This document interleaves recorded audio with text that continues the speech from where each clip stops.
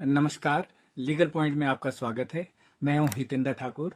आज हम कानून की दुनिया के एक बहुत ही दिलचस्प मामले पर चर्चा करने जा रहे हैं, जो सीधा हिमाचल प्रदेश हाई कोर्ट से आया है।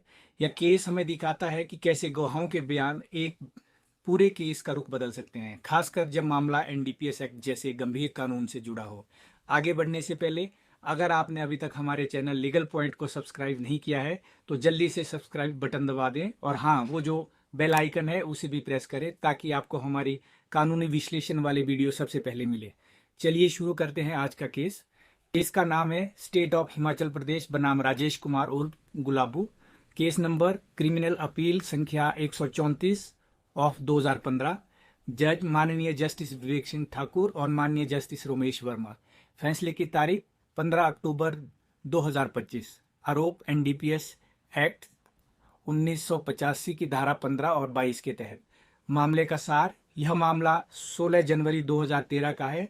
सीआईडी क्राइम ब्रांच धर्मशाला की एक पुलिस टीम एक प्राइवेट गाड़ी में गश्त पर थी। शाम के करीब 4:45 जब वो सुखर बरहाना में मौजूद थे, उन्होंने एक बोलेरो कैंपर को आते देखा। पुलिस को शक हुआ कि गाड़ी में अवैध लकड़ी या शराब हो सकती है, इसलिए उन्होंने गाड़ी को रुकने का इशारा किया, लेकिन ड्राइवर ने गाड़ी नहीं रोकी और उसे भगा कर ले गया। पुलिस पार्टी ने दो स्थानीय लोगों को, जो वहां मौजूद थे, उप प्रधान हरबंस सिंह और बार्ड सदस्य केवल सिंह के साथ उस गाड़ी का पीछा किया। लगभग 2.5 किलोमीटर दूर वह बोलेरो कैंपर लावारिस हालत में मिली। ड्राइवर गाड़ी छोड़कर पास के जंगल की तरफ भाग गया था। अभियोजन प्रोसिक्यूशन की कहानी के मुताबिक उन दोनों स्वतंत्र गवाहों हरबंस सिंह और केवल सिंह ने भागते हुए ड्राइवर को पहचान लिया। उन्होंने पुलिस को बताया कि वह ड्राइवर राजेश कुमार उर्फ गुलाबू यानी अभियुक्त था। जब पुलिस ने उस लावारिस बोलेरो गाड़ी नंबर HP 33T9277 की तलाशी ली तो उसकी डिक्की से भारी मात्रा में नशीले पदार्थ बरामद हुए। इसमें शामिल थे 3800 परवन स्पेस कैप्सूल, 8000 पिरमोल स्पेम कैप्सूल, 1 किलोग्राम पोस्त की भूसी, 25 ब्रूफेन इंजेक्शन। पुलिस ने एनडीपीएस एक्ट के तहत मामला दर्ज किया, लेकिन ट्रायल कोर्ट स्पेशल जज कांगड़ा ने सबूतों के आधार पर अभियुक्त राजेश कुमार को बरी कर दिया था। राज्य सरकार ने ट्रायल कोर्ट के इस बरी करने के फैसले के खिलाफ हाई कोर्ट में यह अपील दायर की। दोस्तों, यह केस यहाँ से बहुत दिलचस्प हो जाता है। अगर आपको हमारा यह विश्लेषण पसंद आ रहा है तो कृपया इस वीडियो को एक लाइक दें और इसे अपने दोस्तों और परिवार के साथ शेयर भी करें, ताकि वो भी कानूनी जानकारी से अपडेट रह सकें। शामिल कानूनी बिंदु। हाईकोर्ट के सामने सबसे बड़ा और मुख्य सवाल यह था कि अभियुक्त राजेश कुमार की पहचान संदेह से परे, बियॉन्ड रीजनेबल डाउट, साबित हुई थी।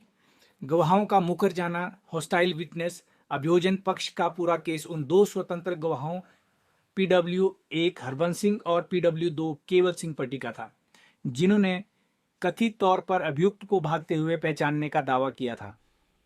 लेकिन जब ये दोनों गवाह कोर्ट में गवाही देने आए तो वह अपने बयान से पूरी तरह मुकर गए। PW1 ने कोर्ट में कहा कि वह नहीं जानता कि गाड़ी कौन चला रहा था, क्योंकि मौके पर कोई नहीं था। उसने साफ कहा कि उसने अभियुक्त को मौके पर नहीं देखा था और वह उसे पहली बार कोर्ट में ही देख रहा है।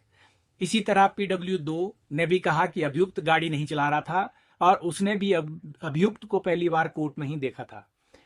इस तरह जिन दो गवाहों के आधार पर पहचान स्थापित की गई थी, उन्होंने ही अभियोजन पक्ष की कहानी को ध्वस्त कर दिया।